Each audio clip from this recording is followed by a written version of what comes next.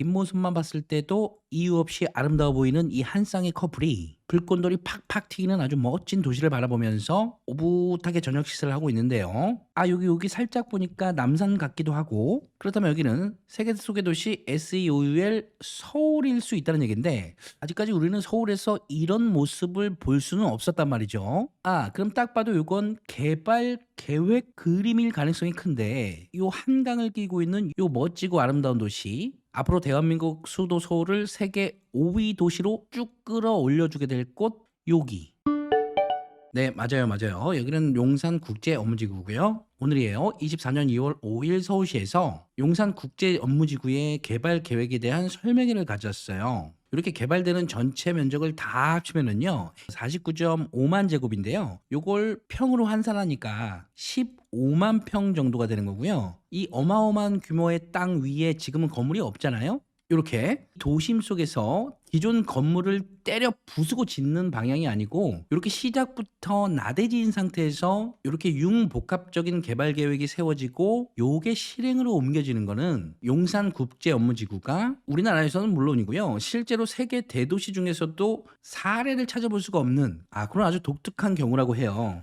자, 우리가 지도를 통해서 좀 보면요, 여기가 용산역이고요. 용산역 뒤쪽에 이렇게 비어있는 요 땅, 이게 여기예요. 일단 가까이 있는 여의도에서 동여의도를 보면 여기가 1.6 제곱이니까 여기가 50만이라 그랬잖아요. 그러니까 동여의도의 약 3분의 1 정도 면적이고요, 대략. 그리고 여기는 많이 보셨을 거예요. GBC 부지라고, 여기 GBC 면적의 거의 뭐 6배 정도가 되네요. 이거 일성건설에서 만들어 주신 것 같은데, 지금 약 49.5만 제곱과 요 각자 아시는 것과 한번 비교해 보시고요. 어쨌든 도심 속에 이렇게 넓은 땅이 놀고 있는데, 이 놀고 있는 땅이 하필이면 어디 있냐? 도심과 여의도 그리고 강남 주요 3도심의 가운데 이렇게 자리하고 있어서 아무것도 모르는 사람이 봐도 이걸 지금 아무렇게나 개발할 수는 없단 말이죠. 그래서 이 중요한 땅에요, 이제 용적률을 최대 1700%까지 부여해서 요 100층이 넘어가는 랜드마크 요걸 딱 세워주고요.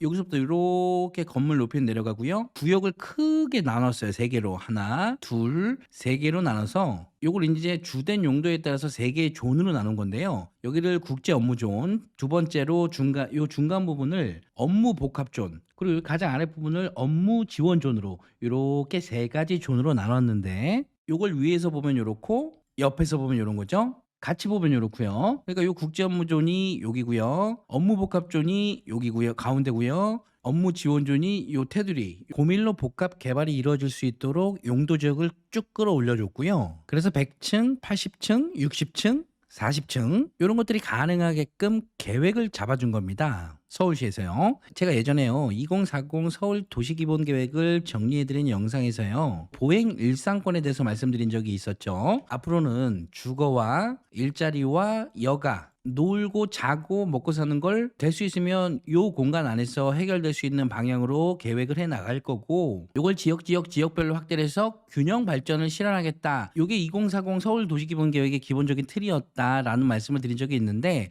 요 기본 틀이 어김없이 여기도 반영된 거고요. 업무존, 업무복합존, 업무지원존, 이렇게 세 구역으로 나눴다 그랬죠. 그냥 모르는 사람이 딱 봐도 가장 중요한 존이 어디예요? 여기네요. 여기 국제업무존. 요 가운데 딱 붙어있는 국제업무존은요, 88,557제곱. 아까 GBC 부지가 75,295제곱이었죠? 그럼 GBC 부지보다 약 4,000평 정도 더 큰 거네요. 요 국제업무존에는요, 금융 및 ICT 기업 수요에 대응할 수 있는 프라임급 오피스텔과 함께요, 마이스 호텔 광역 환승센터를 조성하고, 여기에 랜드마크 들어온다 그랬잖아요. 요 최상층에는 서울을 한눈에 담을 수 있는 전망시설, 어트랙션 등 복합 놀이 공간을 계획했다 그래요. 그러니까 랜드마크 들어오고 일자리 몰빵하고 광역 환승센터 들어오고 어마어마한 거죠. 그리고 가장 넓은 면적을 차지하는 업무 복합존, 요 두 번째 여기 업무 복합존에는 용산 전자상가 그리고 현대 R&D 센터와 연계한 인공지능, 빅데이터 등 업무 및 아무튼 여기도 4차 산업을 주도할 그런 기업들을 집어넣겠다. 그리고 업무 지원존에는 여기는 요 업무지구의 배우지로서 주거, 교육, 문화 등 지원 시설들을 집어넣어서 요 윤활유 역할을 하게 된다. 결국에는 일자리 집어넣고 주거, 여가, 휴식을 한꺼번에 누리는 그런 공간으로 만들겠다. 15만 평을. 자, 랜드마크가 들어오고 업무 이곳들의 기업 유치를 성공해서 기업들이 많이 입주하고요. 주변 인프라들까지 좋아지면 당연히 사람들이 많이 몰릴 거 아니에요. 이렇게 엄청난 개발이 되면 그냥 상식적으로 생각해도 교통 체증이 엄청나겠죠. 그래서 이번 발표에 요 UAM을 비롯한 교통 인프라 확충에 대한 언급도 잠깐 있었습니다. 스마트 교통수단을 도입할 거라고 그러고요. 그리고 저는 요 문구가 확 눈에 들어왔는데 용산역발 공항철도를 신설한다는 내용이 있어요. 자, 지금 계획입니다. 계획 여러분. 근데 요걸 제가 왜 말씀드리냐면요. 언제이냐가 중요하지 요건 시기적으로 될 수밖에 없는 거라고 생각을 하거든요. 국제업무지구잖아요. 국제업무지구. 국제업무지구면 상식적으로 생각해도 공항 접근성은 좋아져야 되는 거고요. 그리고 이게 어떻게 보면 뜬구름 잡고 있는 어떤 노선들보다도 더 빨리 실현될 가능성이 크다. 저는 이렇게 생각을 하고요. 자, 이게 공항철도잖아요. 지금은 서울역에서 이렇게 가지만 이제 용산 어딘가에서 이렇게 간다는 거잖아요. 그럼 일단 요 공철에 연관되신 분들은 용산 접근성이 향상되는 거고, 좀 더 미래에는 여기서 요 신분당선이 연결이 되잖아요. 그러면 신분당선을 타게 되면 강남 대로와의 접근성이 탁월하게 좋아지는 거고요. 뭐 한번 생각해 보시고요. 그래서 이렇게 대중교통 인프라를 확충한다는 내용이고요. 공유교통, 자율주행 셔틀, 도심항공, 요 UAM이죠, UAM. 이런 것도 도입할 계획이라고 하고, 요건 당연한 거예요. 앞으로 요 인프라가 확충이 되면 당연히 교통이 연결될 수밖에 없는 거고요. 교통이 연결이 돼야 국제기업이든 국내 기업이든 대기업이든 중기업이든 소기업이든 유치를 시킬 수 있는 거고, 유치가 돼야 이 계획이 빛을 발하겠죠. 또 어떤 내용이 있었냐면요. 요 스카이레일에 대한 내용인데요. 업무 복합존 건축물의 고층부 45층. 요 업무 복합존 여기잖아요. 그러니까 요걸 얘기하는 것 같아요. 요거. 여기에 편리한 이동을 돕고 서울 시내 파노라믹 조망을 제공하는 요 스카이트 레일. 요 보행 전망구를 도입한다 그러는데요. 그런 스카이트 레일 요렇게 생겨나 봐요. 요렇게. 참고하시고요. 그리고 제가 개인적으로 가장 관심 있는 부분 중에 하나인데 용산 게이트웨이라고요. 요거에 대한 언급도 있었어요. 자, 여기가 지금 용산역이고요. 그럼 요 뒤로 국제업무지구가 되겠죠. 지금 본 여기는 한강이고요. 여기는 용산공원이거든요. 여기가 용산 레미안 센트럴일 거고, 여기 드래곤힐이겠네. 드래곤힐. 지금은 운영을 안 하지만 옛날에 여기가 찜방이었어요. 찜질방. 제가 마침 어제 여기를 지나갔는데 한정식직만 운영을 하고 있더라고요. 그럼 여기가 록하우스 호텔 언제 오픈했냐는 듯이 오픈을 해 있더라고요. 여기가 옛날에 용사의 집 자리죠. 그럼 여기가 용산 프리지오 서밋. 그럼 요 뒤로는 얼마 전에 분양한 호반 서밋. 그럼 여기가 용산 센트럴 타워, 센트럴 파크, 시티 파크 되겠고, 여기가 1단지, 2단지 아니면 1단지, 2단지인데 아무튼 그렇게 될 거고요. 여기가 아스테리움, 여기가 LS 타워, 여기 조그맣게 보이는 게 아모레네요. 그러니까 지금 요 길인데 여기를요 게이트웨이라고 해서 국제업무지구부터 용산공원까지 이어주는 길을 만드는 거. 이어주는 길 만드는데 지하는 이렇게 생겼어. 여기 지도에서 보면요, 이 진작 지도에서 볼 걸 괜히 지저분하게 그랬네. 요 자리더라고. 요 자리. 이게 뭐 당장 만든 계획이 아니고요, 옛날부터 있던 계획이에요. 여기 요렇게 공원으로 해서 요 국제업무지구와 요 용산공원을 연결해 준다. 여기를 연결해 주는 건데 그 밑은 이렇게 생겼다 그래요. 그리고 여기서 용산역 저 위쪽으로 여기를 그린스퀘어라고 명하는 것 같아요. 그 중에서도 여기 국제업무존 저층부에는, 요게 국제업무존이잖아요.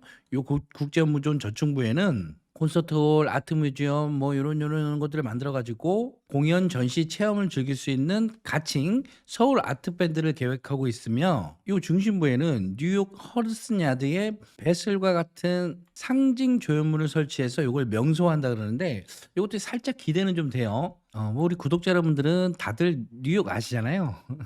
이 뉴욕에 가면요, 허드슨 야드라는 곳이 있어요. 영어 잘하냐고요? 여기서 있죠, 한글. 근데 여기 상징적인 건물 중에서 요 베슬이라는 건물이 있어요. 요거 벌집같이 생긴 거, 여기 이렇게 멋있죠? 여기 보기에는 이렇게 멋있어도 최근에 좀 안 좋은 일이 있었던 건물이에요. 어쨌든 이런 상징적인 조형물을 만들어서, 예를 들면 이런 것들을 이렇게 만들어서 여기를 명소화하겠다는 거고요. 또 전망대가 있어요. 여기도 요건데요. 요게 전망대예요. 여기 전망대. 요 밑에서 보이는 사진이 있어야 되는데. 요런 전망대. 여기 왠지 엣지 있어 보이죠? 지금 여기가 구글 지도거든요. 좀 시간 좀 나시는 분들은 여기 한번 이렇게 잘 보세요. 국제업무지구가 요렇게 만들어진다는 거예요. 여기도 예전에 옛날에 여기 지금 철길이잖아요. 여기 지금 철길. 여기도 요렇게 닿기 전엔 다 철길이었어요. 근데 지금 요렇게 된 거고 나중에 계획은 요 건물들이 요런 건물들이 여기 또 요렇게 생기는 게 계획이래요. 지금도 계속 진행 중이고요. 요런 것들을 설치해서 명소화한다. 아무튼 우리 국제업무지구도 랜드마크를 만들고 전망대도 만들고 상징적인 조형물도 만들어서 명소화한다. 아이 뭐 서울이 되겠어? 비웃지 마시고요. 응원해 주세요. 응원. 우리 응원이 필요합니다.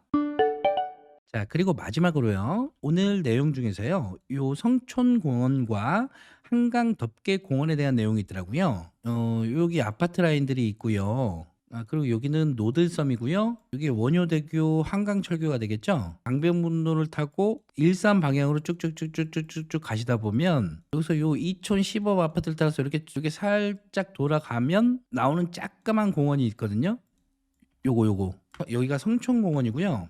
여길 제가 예전에 우리 단톡방에서 임장 사진 올려드리면서 마지막에 껍데기 먹은 식당 거기가 여기예요. 근데 아무튼 여기가 성촌공원인데 여길 뭐 어떻게 만든다는 거잖아요.